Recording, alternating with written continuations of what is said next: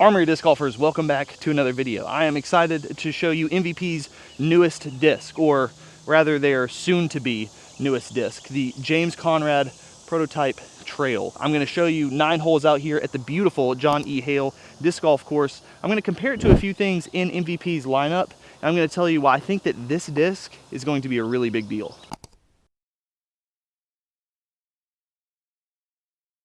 Let's get into it.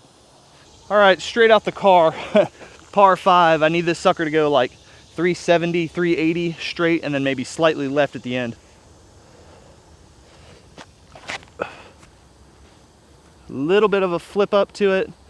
Don't fade too far left. That's either perfect or a little pinched off. The flight numbers on the trail are 10.5, -1.1. And like I said, fresh out of the car, just throwing it nice and smooth. It has a little touch of stand up to it, but really wants to push a really smooth flying control driver slot that I'm really excited about for a lot of different reasons that we'll get into. And it looks like it ended up in a really good position. But I think that I want to crank it on a forehand and see how aggressive I can get, trying to get all the way to this mouth, this tree line down here that you can see on the end.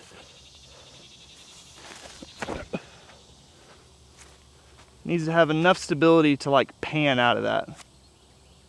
I might have pushed a little too far into the tree line, but again, these first 2 drives out of the car, I don't have to put a ton of power into it, and it's just a really smooth control driver that you can trust on different angles. Well, I am a little bit pinched, but that's okay because it gives me an opportunity to bring out the secret weapon of the round. If you haven't seen, I won a Glitch World Championship qualifier. That might go in. Look at this. Yeah! And so I need as much practice with the new Axiom pitch and the glitches as well as I can before the World Championship next month. And so now I can throw a little patent pending here, aiming at that tree, and just hope to have it pan over the entire way.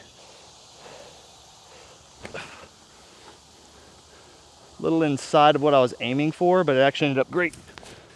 And this secret weapon may actually end up being my bane because, I don't know, maybe I'm just bad, but I feel like even putts from this far away are hard to do with glitches and pitches. All right, birdie on the board. It's a good start. I've mentioned a couple times about this disc being a big deal, and I'll get into why more on that later, but you kind of see why even just from hole 1. Just nice and smooth, and the disc just wants to hold whatever line you put it on, which I know is like a thing that people say, but for a 10-speed disc, that's actually pretty rare. Hole 2 is 352. All of this stuff to the right is OB, so I really don't want to be over there, and I just went so deep into the woods. Well, it's a good thing I was throwing a green disc, or this might be hard to find. Oh, sick. You're not actually going to be able to see any sort of shot that I throw from in here, but I'm going to try to chop something out. Oh, stop. Stop! That's okay, though, because these are the sort of putts that I'm going to have to make if I want to be a Glitch World Champion. And I do want to be a Glitch World Champion. That might go in.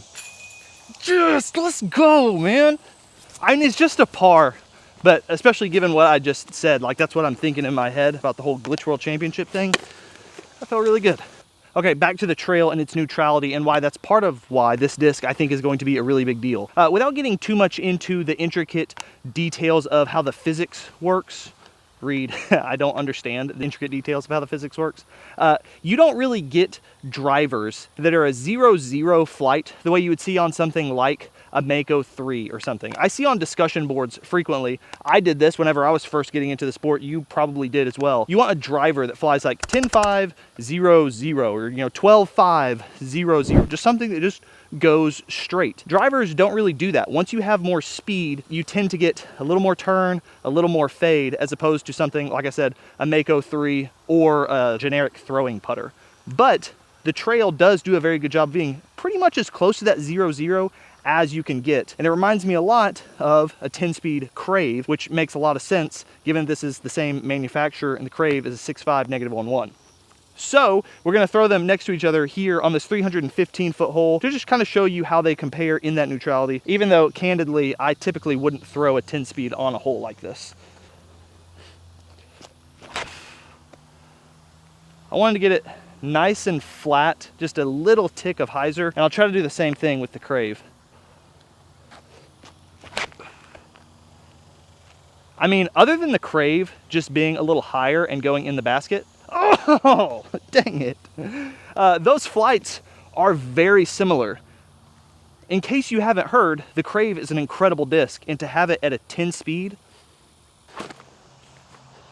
I wish this had been thrown a little bit higher, because I think similar to the crave, it would have been really tracking for an ace run.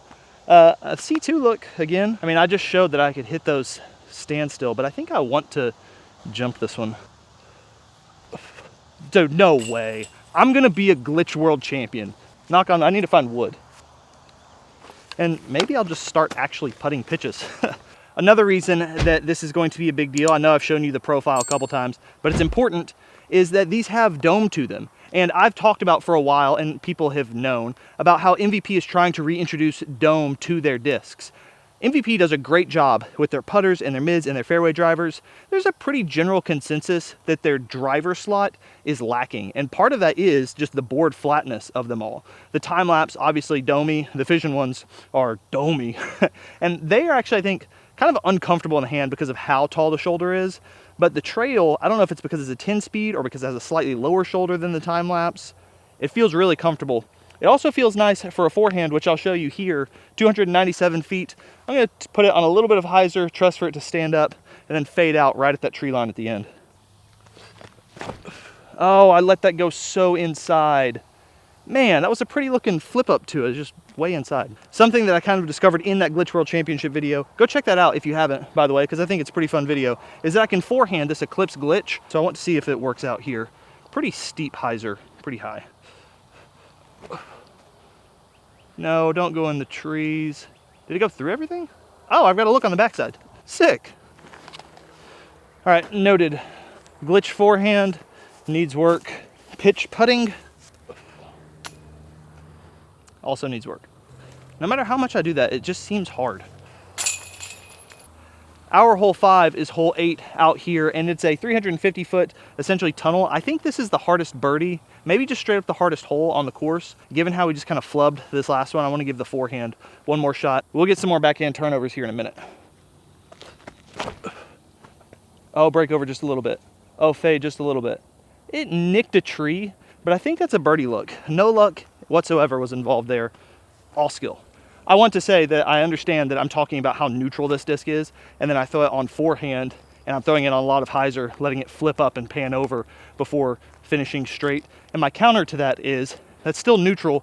Forehand to Mako 3, and tell me how that goes for you, especially at like more full power. Get up. Thought that had a chance. Hole 10, par 4. I don't even want to do commentary. I'm just gonna let the hole speak for itself. Yeah, I kept it nice and low. I hate this hole. I don't know what I'm gonna do yet. I'm either gonna play smart golf or do something degenerate. All right, this is actually about as crazy as I can justify.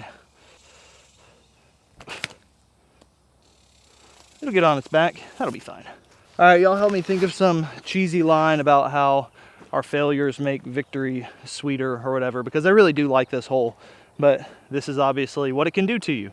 It's like glitch pitch range, but I think I'm just gonna chop a trail over and try to flex it through there. Oh, that's the angle. I want it to be just inside of that tree. Dang it. I love hating, loving this hole. But we are now firmly within glitch pitch territory. Just gonna float this puppy in.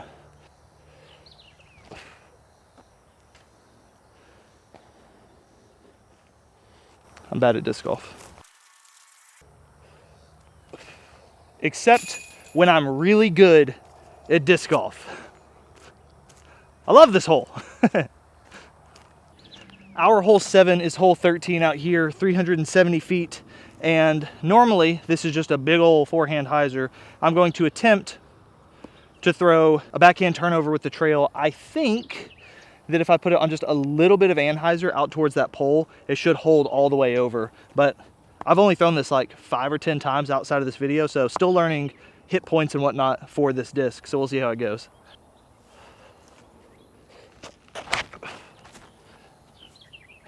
Oh, keep moving right. It's got a little too much stability. I'm going to say that I crossed in bounds. You can be the judge of that, but I'm gonna take it up there. It's pretty neutral. It's not like so understable that it wants to like pan over on that all the way. I mean, I threw that pretty flat. I actually did want a little more anhyzer. I threw it pretty flat and it just went pretty straight. And so largely, like I've said, that's why I think this disc is going to be a big deal, because if you throw it soft, if you throw it hard, the disc just kind of wants to go straight. It's a 10 speed. It's up in that distance driver category. I mean, you can call it a control driver, a distance driver. I think that for bigger arms, it's going to be like a longer Hex or Buzz or whatever, just a driver that you can rope. And for lower arm speed players, I think that it's going to be a great, like, straight to stable distance driver. For reference, this thing was like sidewalk height over here in a ditch. So with that amount of power, with that amount of speed or whatever, a really straight flight, that's like, I don't know, 420-ish. But I'm gonna take it back here. I hope I'm still on frame. I don't know exactly where I went out, but I'm gonna puffer here for my par save. Well, bogeys build character. I want to give a shout out to my guy, James Conrad, because with the trail especially now, I think that he has like one of the best lines in disc golf. I mean, Macbeth probably has a better one, though honestly, I don't really like most of them. I think a lot of that stems from me not liking Discraft plastic, which is kind of a hot take apparently. But even with Macbeth, I think you could make the case that Nomad, Detour, Terra, Zenith, and now Trail is better than the Athena, Zeus, Hades, Luna, Malta. Am I missing something? Combo there. Ricky's got good stuff, but nobody really cares about DD, and Eagle had a really cool line with Discmania, but he's not with them anymore. I think that the Conrad line from MVP is absolutely crushing it. So this one, again, in line with that. Good work, MVP. The people want water shots, so I'm throwing my James Conrad prototype trail 335 feet over a pond into a slight headwind, and we'll see how it goes. Oh, I cooked it. I mean, that's gonna be safe. It's just gonna be in the stinking field. Oh no, it's inbound, sweet. Well, it definitely did flip up. I was hoping with that height it would fade back in, but honestly, I'm happy to have my disc and be in bounds. So now we get to make a tailwind putt. All right, if I make this, I'm a glitch world champion. Drop straight down, get in. Dang it, that was in line. So I think this will be a big deal eventually. MVP hasn't announced when they're releasing it yet. I mean, hopefully by the time you're seeing this video, I've sent you an email or something saying, hey, trails are here, but they haven't given us a date on them yet. I think they're great. Forehand, backhand, high arm speed, low arm speed. They've got a good dome to them. I mean, this disc is checking boxes for me. Normally, I would forehand this hole, but I feel like I've forehanded a lot, and so I want to show you one more backhand turnover. I think that this disc is neutral enough to where I can put it pretty flat, a little bit of anhyzer, and just have it coast over there. Maybe have to make a comebacker. Definitely don't want to be short because there's a huge creek there in front of the basket. Hit the tree, please hit the tree. I'm pretty sure I just heard that sucker splat into that creek. I legitimately did like the angle. Obviously the line was way off. And now I'll just throw a crave straight at that tree. Okay, if that doesn't show how those two discs fly similarly, I don't know what will. Ain't he good? Let's go. That sucker somehow stayed up. I gotta walk over there and get it. People who clicked off of this video after the first like 3 or 4 holes, first off, nerds. Second off, they're gonna think that I just absolutely lit this place up with the trail. But regardless of my acumen or lack thereof, on this particular day with this particular disc, this sucker is sweet. And I'm going to assign myself a random drop zone right here to save par. Glitch World Champion. By the way, freaking go. This is awesome. I think you're gonna really enjoy it whenever it comes out. Thank y'all so much for watching all the way through here. I really appreciate all the support. Be sure to leave a like, comment, let me know what you think, if you're excited about this or not. And I will of course see you in the next one.